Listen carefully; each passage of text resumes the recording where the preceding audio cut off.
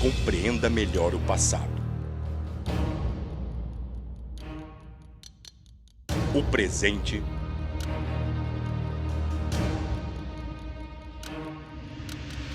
e os acontecimentos revelados por Deus sobre o futuro da humanidade.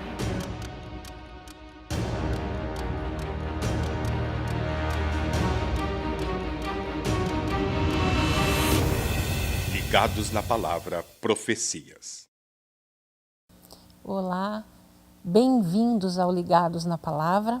É muito bom tê-lo aqui conosco mais uma vez. Estamos dando continuidade ao estudo de Daniel 8, que fizemos na semana passada sobre os 2 animais e o chifre pequeno. E hoje nós vamos dar respostas a uma pergunta que ficou no ar, que um anjo fez para o outro em Daniel 8,14, quando um pergunta: até quando essa situação vai continuar? E o outro anjo respondeu: até 2.300 tardes e manhãs, e o santuário será purificado. Nós vamos tratar hoje de purificação do santuário. Como você já deve estar percebendo, nós estamos aqui num cenário diferente daquele que normalmente nós apresentamos, os demais temas do Ligados na Palavra. Nós estamos aqui diante de uma réplica do santuário terrestre, que era uma réplica do santuário celestial. E nós vamos orar para pedirmos a presença de Deus aqui conosco. Grandioso Deus e Pai, louvado seja o Teu nome, Senhor, pelo privilégio, pela alegria que Tu nos concedes nessa noite, Pai, de estarmos aqui diante de um modelo do Teu santo templo, Senhor, do Teu santo trono, do santuário celestial que Tu mostrastes para Israel, para que Israel construísse e Tu pudesses habitar no meio deles.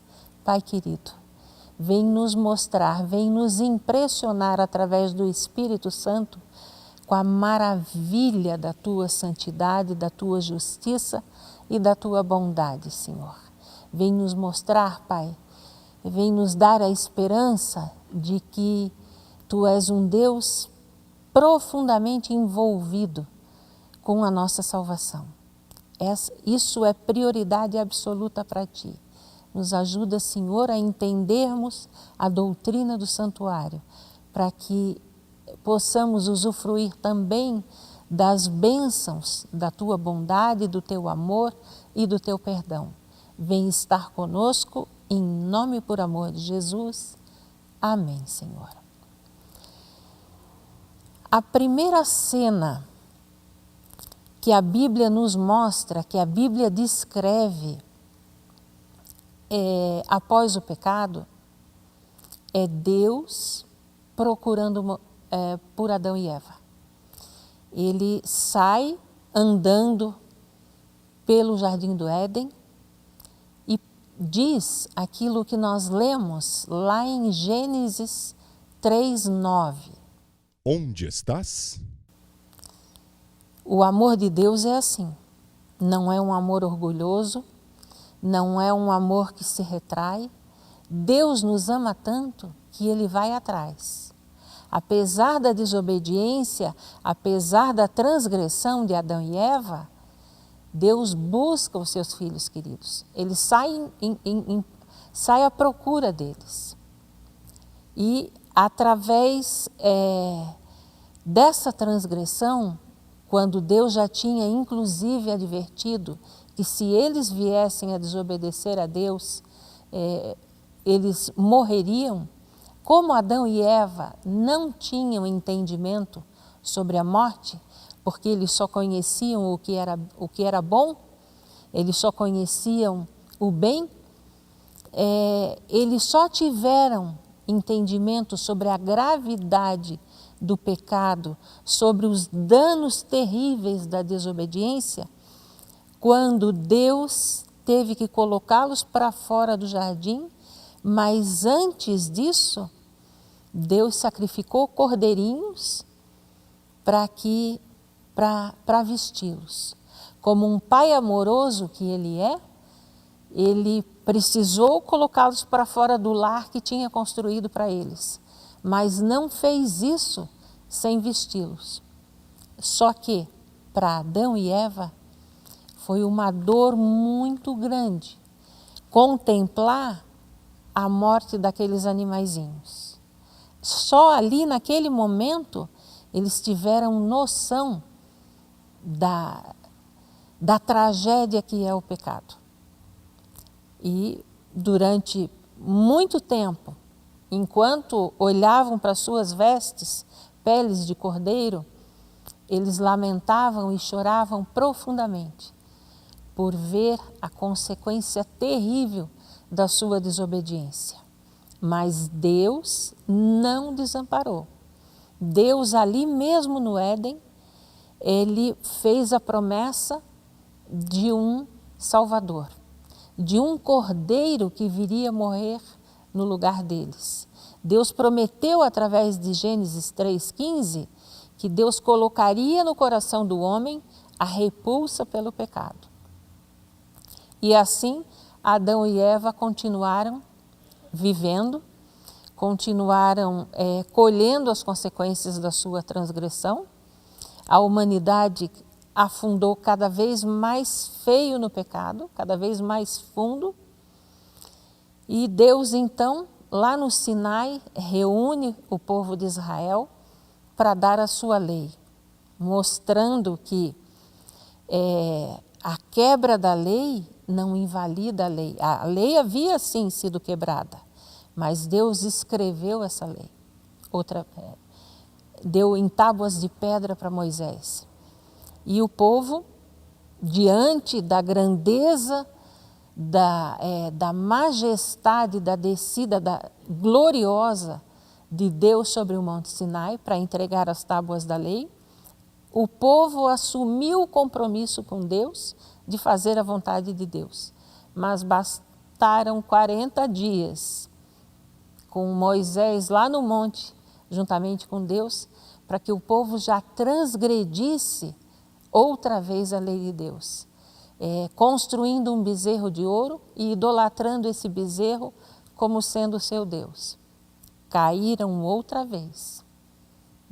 E, mais uma vez, Deus não os desamparou.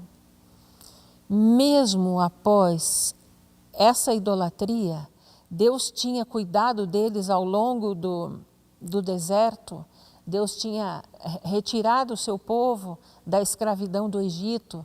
Deus vinha trazendo esse povo pelo deserto, abrindo o Mar Vermelho, segurando as águas do Rio Jordão, alimentando esse povo, cuidando deles, né? E transgrediram, mas Deus não desiste daqueles que são dele, daqueles a quem ele ama. O povo se afastou de tal maneira de Deus que não quis mais nem ouvir a Deus.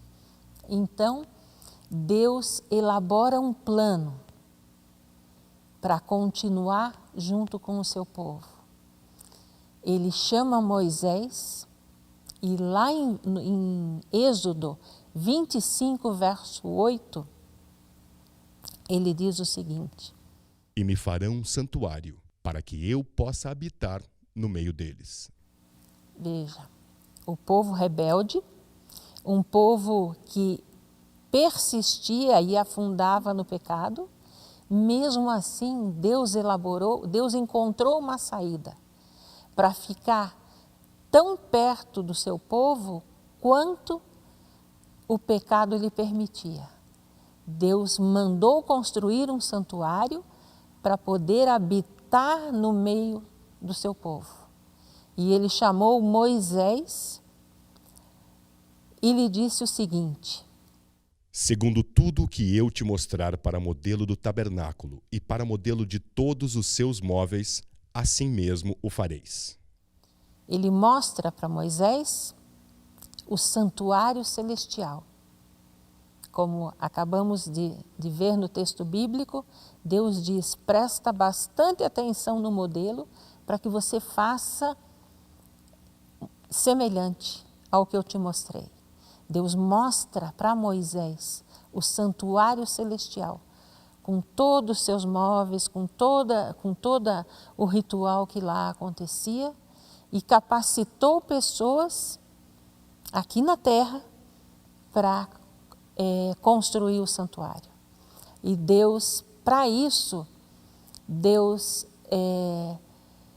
exortou ao povo que contribuísse com o que podia para essa construção, porque eles estavam num deserto, eles vinham caminhando já há alguns anos, e o próprio povo se desfez de tudo aquilo que tinha. Deus pediu ofertas para a construção do santuário, conforme nós lemos no texto bíblico a seguir. Fala aos filhos de Israel que me tragam oferta. De todo homem cujo coração o mover para isso, dele recebereis a minha oferta. Esta é a oferta que dele recebereis: ouro, prata, bronze, linho fino, pelos de cabra e peles de carneiro, peles finas e madeira de acácia, azeite para a luz, pedras de ônix e pedras de engaste. E o povo de Israel contribuiu tanto com a construção do santuário, trouxeram tantas ofertas, tanto ouro, tanto bronze, tantos tecidos que Deus havia pedido, enfim, atendeu tanto a exortação de Deus, que Deus precisou, através de Moisés, mandar o povo parar de trazer ofertas. Dessa mesma maneira nós devemos agir em relação à nossa liberalidade com Deus. Devemos dar com prazer, dar visando sempre o reino de Deus, o evangelismo, a pregação da palavra de Deus. Era essa a lição que Deus quer nos ensinar em relação a esse assunto também. E começaram a construção do santuário. Levou aproximadamente meio ano para que o santuário fosse construído. Após o término da construção, aconteceu uma coisa extraordinária. Deus, através de uma nuvem, desceu no lugar santo, no lugar santíssimo do santuário, e ali a glória de Deus encheu o santuário. Durante vários dias ninguém pôde entrar no santuário. E o povo de Israel ficou satisfeito com isso, porque eles entenderam que Deus tinha aprovado a construção que eles fizeram. Como era essa construção? Semelhante a essa que nós estamos vendo agora. O santuário propriamente dito, com um santuário móvel, paredes desmontáveis. Ele era levado pelo deserto. Durante aproximadamente 40 anos do êxodo israelita, acredita-se que esse santuário tenha sido montado e desmontado aproximadamente 41 vezes. Ele tinha camadas diferentes na sua cobertura, tudo seguindo a orientação de Deus, uma camada de tecido azul, o vermelho simbolizando o sangue de Jesus, e o branco, a justiça de Cristo. Eram tecidos, peles de animais que protegiam bastante o interior desse santuário. Fora do santuário, nós encontramos o pátio, ou o átrio, que era onde estavam dois móveis: o altar de o altar de holocaustos, o altar de sacrifícios, onde os animais eram ali queimados após serem sacrificados, e também a pia. Na frente do altar de sacrifícios ficava a pia. Aqui, nesse pátio, acontecia o serviço diário, ou seja, 2 vezes por dia eram sacrificados animais por toda a nação de Israel. Muitas pessoas não tinham condição, ou porque estavam distantes, ou porque não tinham condição financeira, de trazer animais para serem sacrificados. Então, o sacerdote, pela manhã e à tarde, sacrificava animais pela nação de Israel. Isso simbolizava o sacrifício que Jesus fez por cada um de nós. Arrependidos ou não, aceitando ou não o sacrifício de Jesus, Jesus morreu por cada um de nós lá na cruz do Calvário. Mas também era comum no pátio chegarem pecadores arrependidos, que vinham em busca de perdão de pecados, trazendo animaizinhos sem defeito, conforme a orientação de Deus, e era função do sacerdote examinar esses animais, conferir se realmente eles eram perfeitos, se eles eram dentro da prescrição de Deus de até 1 ano de idade. Então, o pecador arrependido vinha, colocava a sua mão direita sobre a cabeça do animalzinho, confessava o seu pecado e dessa forma ele estava transferindo o seu pecado para o animalzinho e imolava esse animal, degolava o animal. Então, o pecador, após esse ato, saía perdoado, mas o animalzinho morria no lugar dele. Então, o cordeirinho que era sacrificado ali apontava para a cruz do Calvário. Por isso, quando João Batista pela primeira vez viu Jesus, ele disse: eis o Cordeiro de Deus, eis aquele que tira o pecado do mundo. O cordeirinho era imolado e o pecador saía perdoado. O primeiro compartimento do santuário propriamente dito era chamado de lugar santo. Agora nós vamos entrar no santuário, coisa que só era permitida ao sacerdote no serviço diário. Ele adentrava a cada dia, 2 vezes por dia, no lugar santo, onde nós encontramos o candelabro de 7 braços, o altar de incenso e a mesa da proposição, onde estavam os 12 pães. Do lado esquerdo do lugar santo ficava o candelabro com 7 lâmpadas. Essa luz era mantida constantemente acesa e foi acesa pelo poder de Deus, pela glória de Deus, e ela representava a atuação do Espírito Santo na nossa vida, que tem a função de nos conduzir a Cristo, que é a luz do mundo.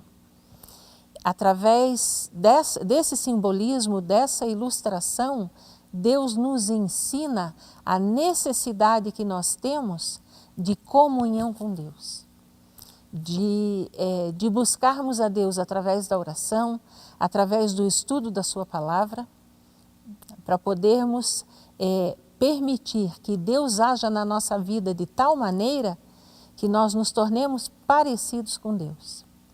No lugar santo, primeiro compartimento do santuário, o altar de incenso. Ali era o lugar onde o sacerdote ficava mais próximo de Deus. Era onde ele podia ir mais próximo diante da glória de Deus. E lá ele procedia a aspersão do sangue que havia sido derramado pelo Cordeiro lá no pátio, lá quando ele foi sacrificado. A aspersão do sangue nos chifres do altar, que era todo de ouro, tinha cerca de 1 metro de altura, 50 centímetros aproximadamente de largura, ele, além de aspergir no altar, ele aspergia também no véu que separava o lugar santo do lugar santíssimo. Esse véu era uma cortina riquíssima e ali estava, Deus capacitou pessoas para aplicarem nessa cortina, bordarem nessa cortina figuras de querubins, que são os anjos de Deus, que também estão profundamente envolvidos no processo da salvação. Ao fazer isso, ao aspergir o sangue no altar e na cortina, esse ato simbolizava o registro dos pecados no santuário. Lembre, o pecador saiu perdoado, porque o cordeirinho morreu no lugar dele. O cordeirinho ou qualquer outro animal, dependendo do tipo de pecado que era praticado e por quem era praticado, mas o mais comum era o cordeiro. Então, o cordeiro morreu, derramou o seu sangue pelo perdão do pecador.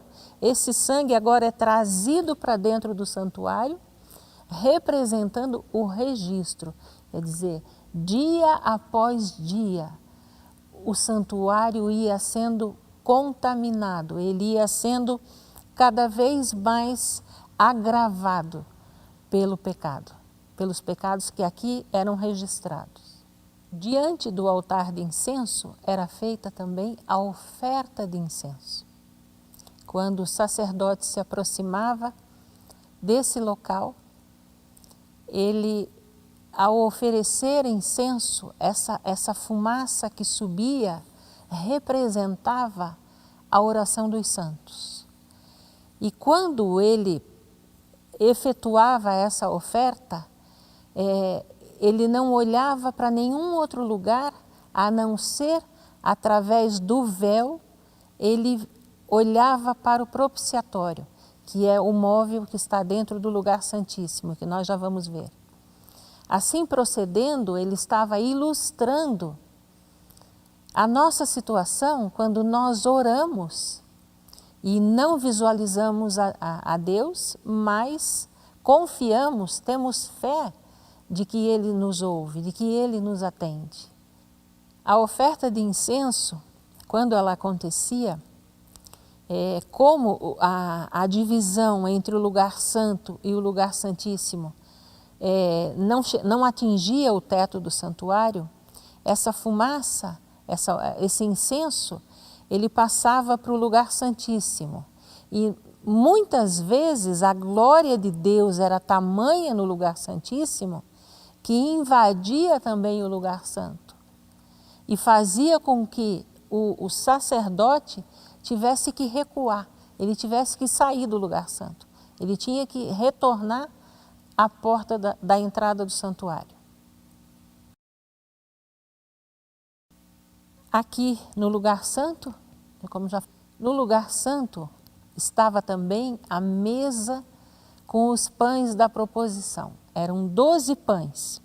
Esses pães simbolizavam a Cristo, o pão da vida, e representavam a dependência que cada um de nós tem de Deus.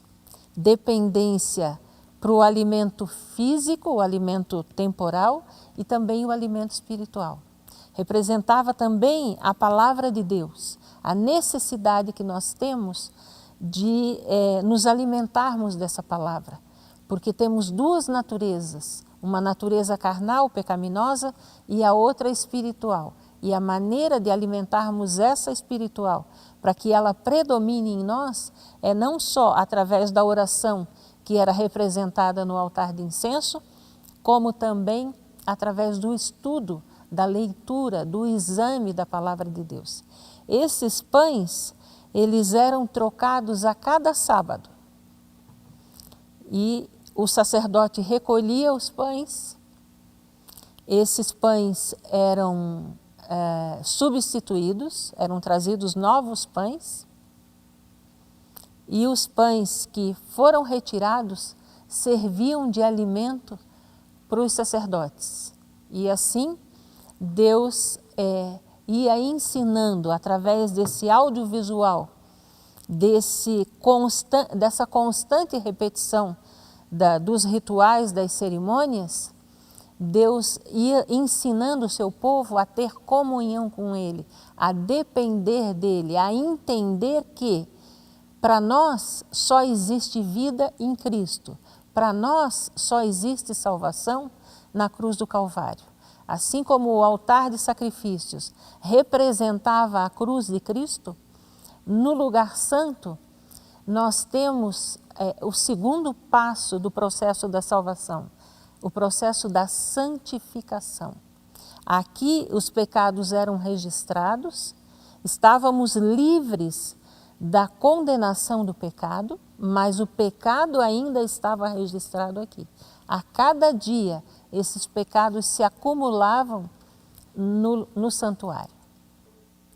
Além do sacrifício diário que acontecia no lugar santo 2 vezes por dia, às 9 da manhã e às 3 horas da tarde, hora em que Jesus morreu na cruz do Calvário, acontecia também um outro serviço, esse muito especial, com uma finalidade muito específica.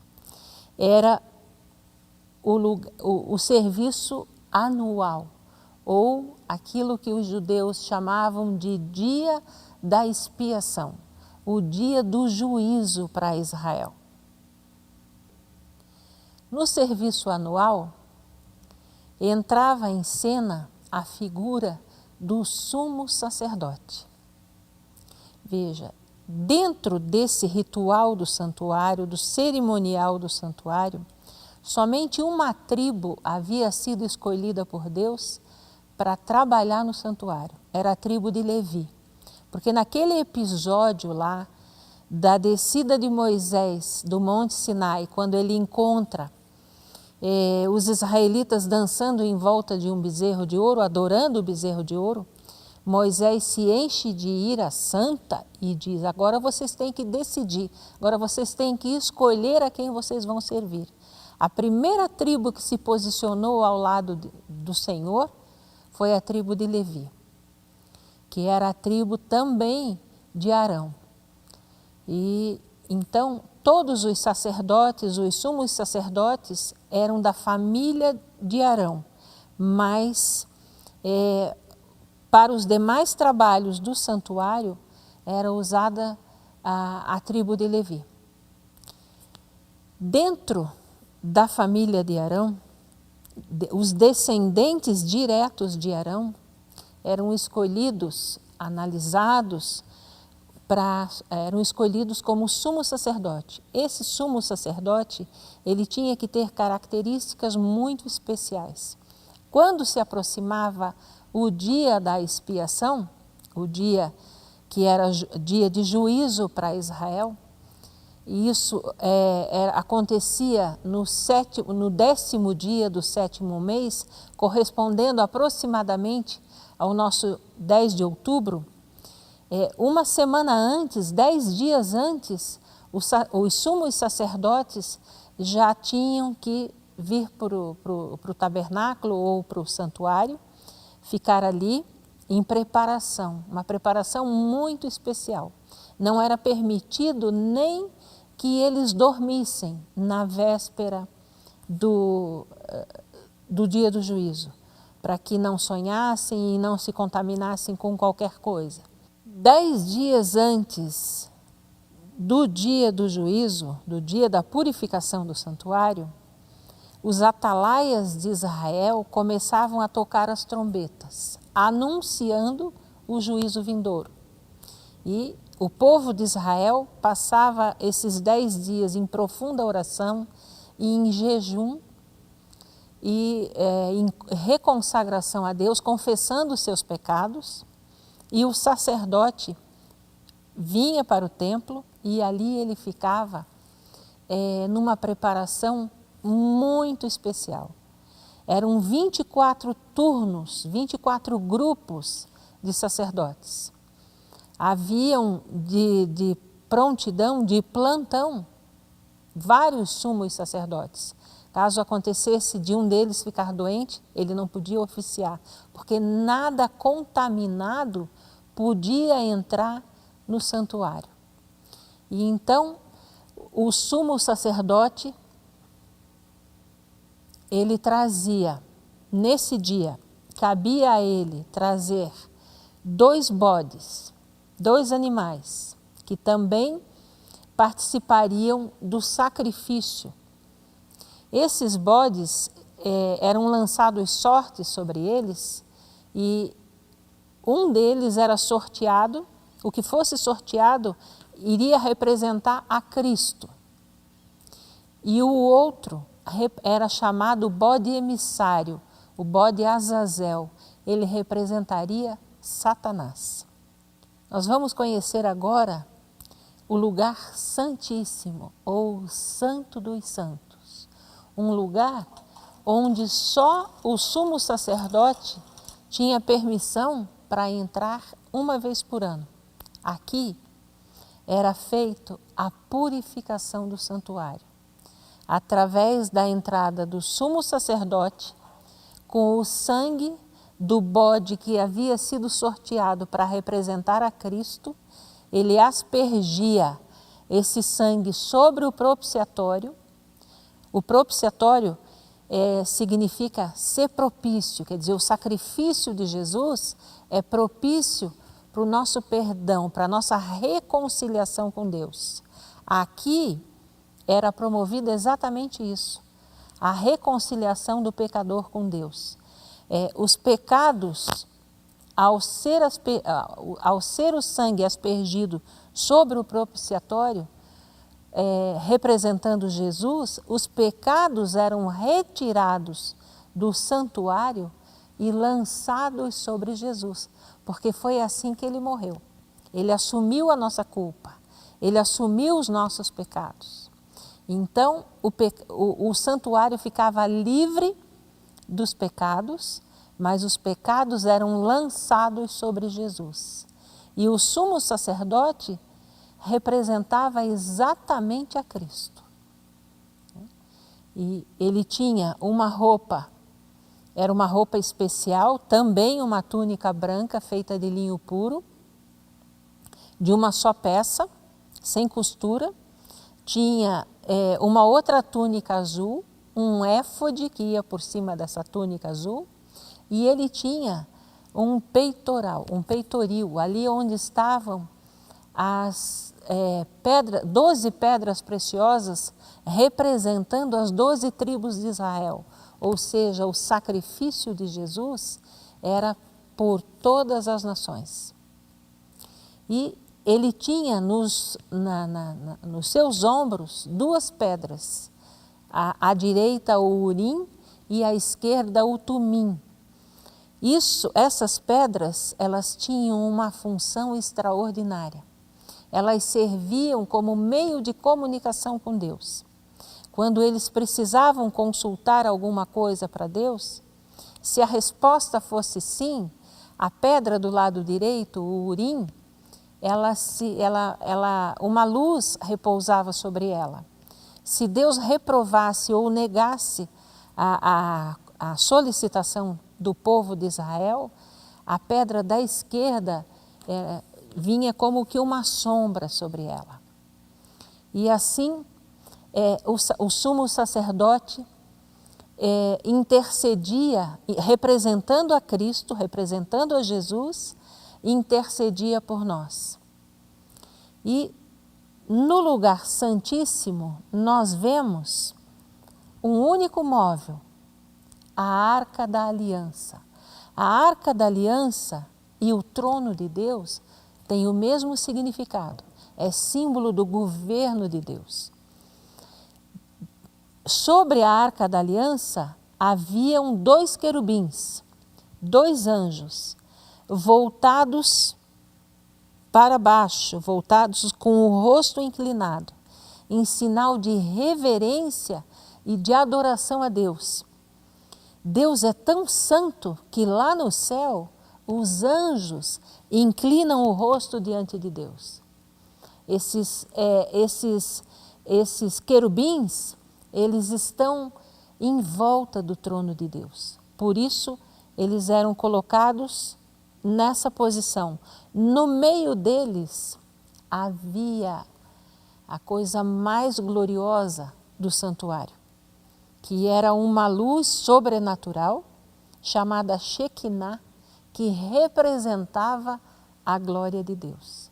E o que separava o sumo sacerdote da glória de Deus era a fumaça do altar de incenso, lá do lugar santo, que passava para o lugar santíssimo.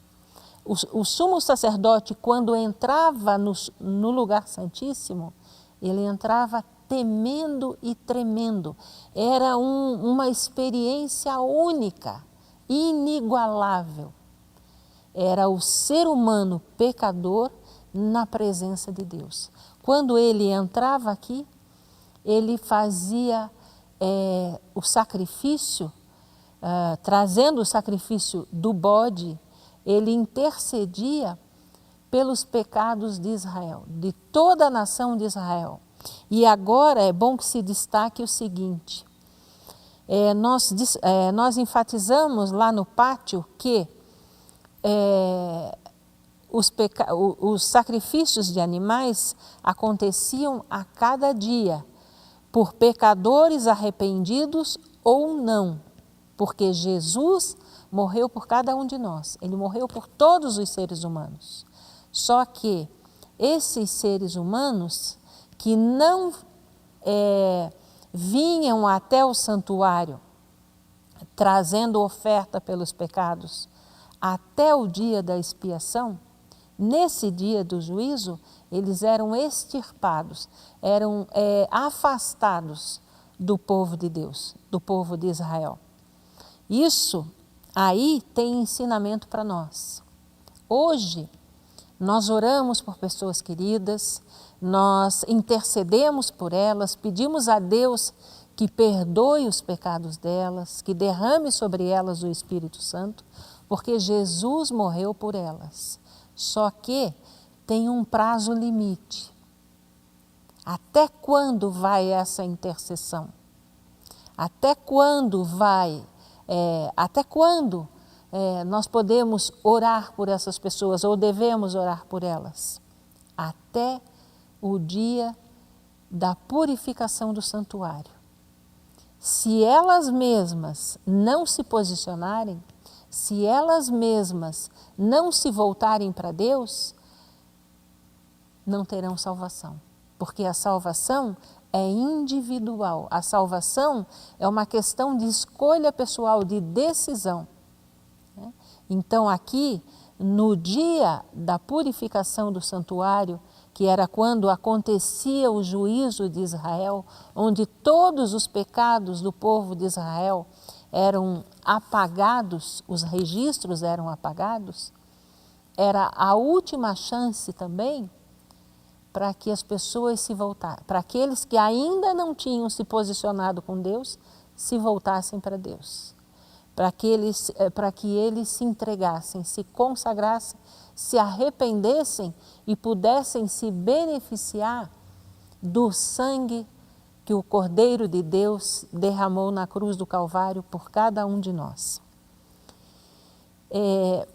Dentro da arca da aliança existiam coisas bastante preciosas também. Fora,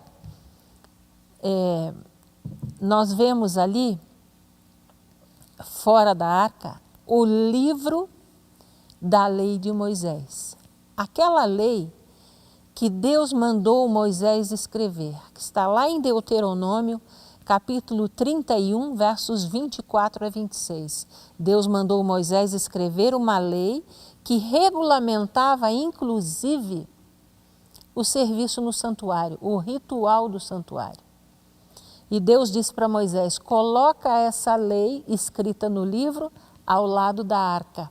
Dentro da arca existia Deus mandou colocar a vara de Arão que floresceu, o cajado de Arão. Deus mandou colocar também o maná, porque ele era símbolo da proteção e do cuidado de Deus. O maná era tipo um pão de mel e ele tinha todos os nutrientes que o ser humano precisa. E isso simboliza também, Deus com isso quer nos ensinar uma reforma de saúde. Deus quer deixar bem claro para nós aquilo que ele diz lá em 1 Coríntios 6, 19 a 20, que nós não pertencemos a nós mesmos, que o nosso corpo é santuário do Espírito Santo. Deus alimentou muito bem o seu povo durante 40 anos, né? Tanto assim que eles não ficavam doentes. Mas dentro da arca tinha também a constituição do universo, a constituição do governo de Deus, a lei de Deus. As duas pedras do testemunho, pedras escritas pelo dedo de Deus. Veja a diferença. Lei de Moisés foi escrita por Moisés num livro. A lei de Deus foi escrita pelo próprio dedo de Deus em tábuas de pedra, porque ela é eterna, ela é o retrato do caráter de Deus. E, ao colocar as tábuas da lei dentro da arca, Deus quer nos passar o ensinamento de que esses preceitos, esses mandamentos, os 10 mandamentos, inclusive o sábado, devem ser inerentes ao nosso caráter, à nossa conduta. Eles devem estar aqui na nossa mente.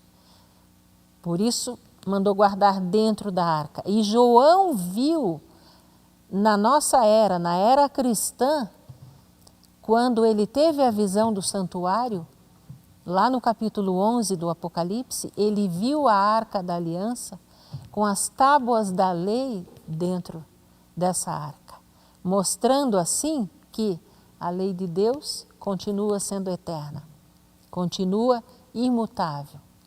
Agora, nós vamos, para finalizar o nosso estudo, nós vamos focar na figura do sumo sacerdote.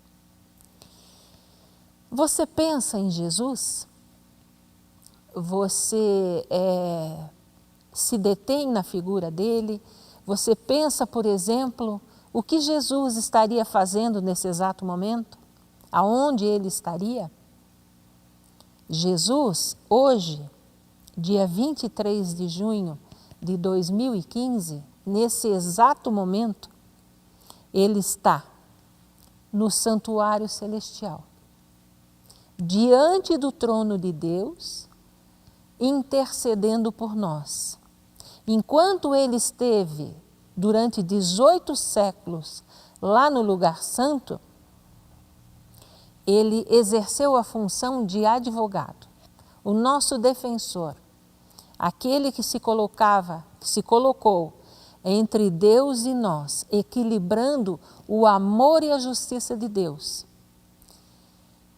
A partir do cumprimento da profecia das 2.300 tardes e manhãs, que nós vamos estudar na próxima semana, a partir da data em que essa profecia se cumpriu, Jesus passou do lugar santo para o lugar santíssimo e aí ele acumula funções agora. Além de advogado, ele também é o juiz. Nesse exato momento, lá no céu, Jesus está com uma roupa como essa, roupa de sumo sacerdote, diante do trono de Deus,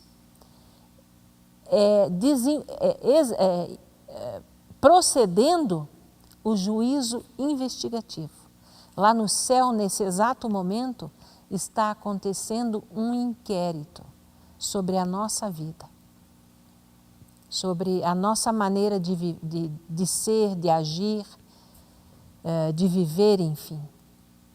Quando Jesus terminar, quando Jesus chegar à conclusão, ele está analisando cada caso, ele está analisando a vida de todos aqueles que se entregaram a ele através de um compromisso público, que é o batismo bíblico, simbolizado lá no pátio ou no átrio do santuário pela pia.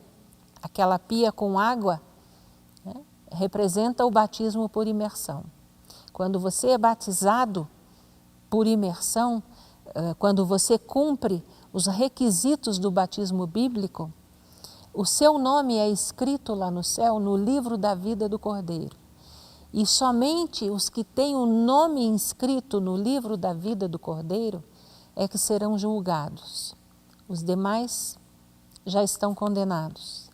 Quando Jesus terminar de julgar todos aqueles que o constituíram como advogado, como intercessor, ele vai dizer: está feito, está consumado. Ele tira as roupas de sumo sacerdote, troca por uma roupa de linho puro, uma roupa de rei dos reis, de senhor dos senhores, e volta a essa terra para nos buscar. E assim, o pecado vai ser banido para sempre do planeta Terra. Nós vamos ser retirados da presença do pecado.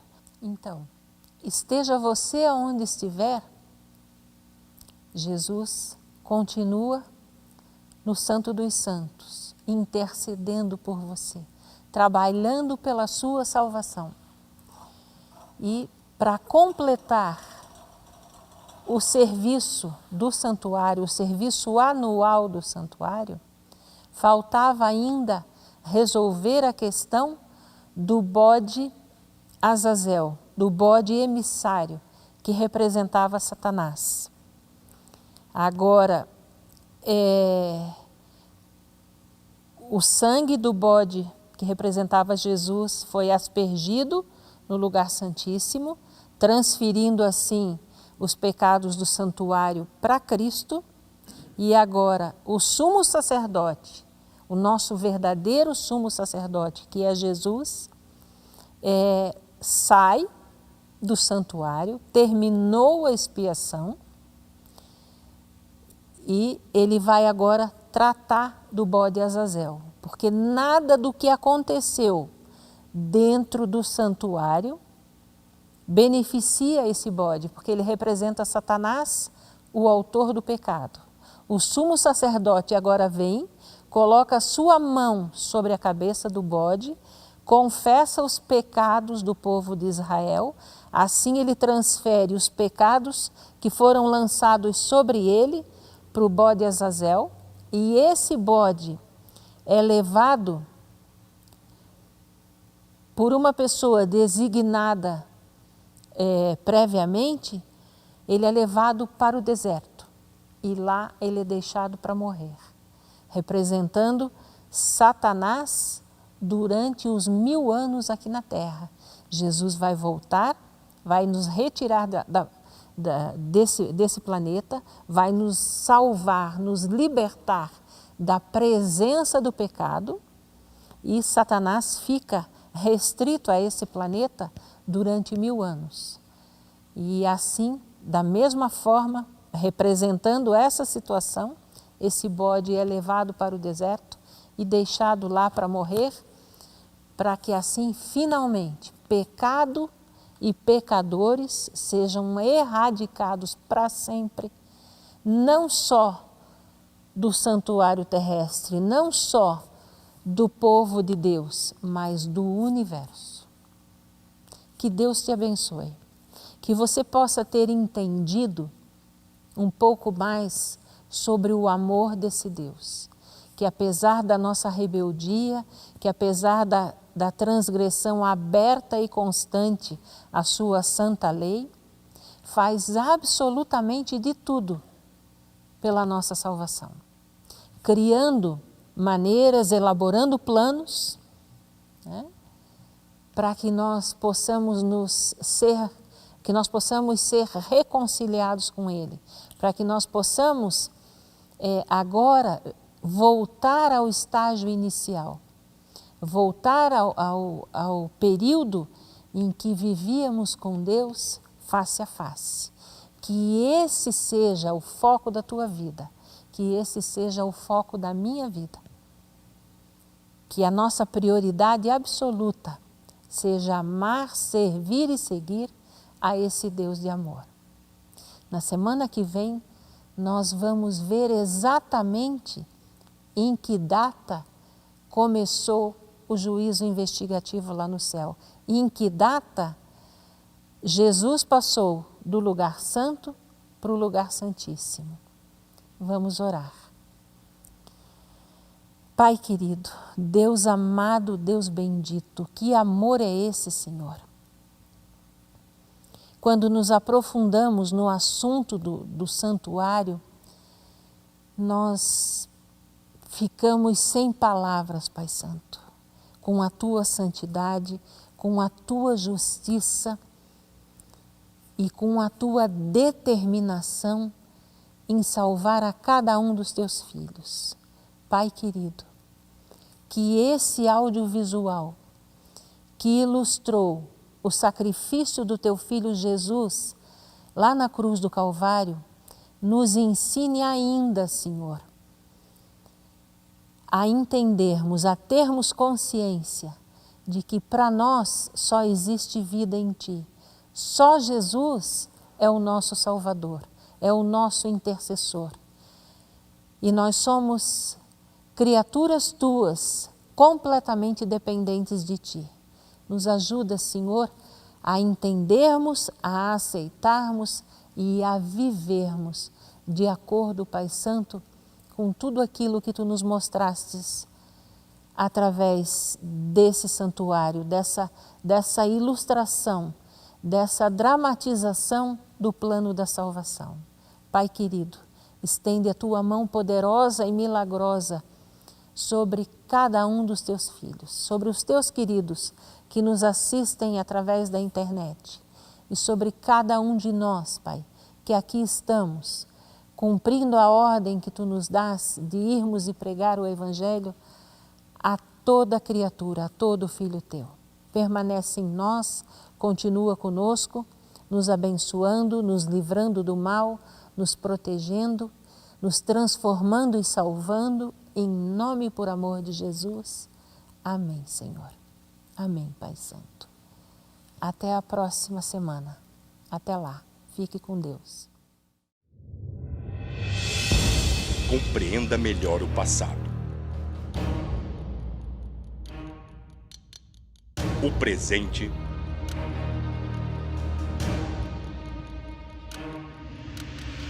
e os acontecimentos revelados por Deus sobre o futuro da humanidade.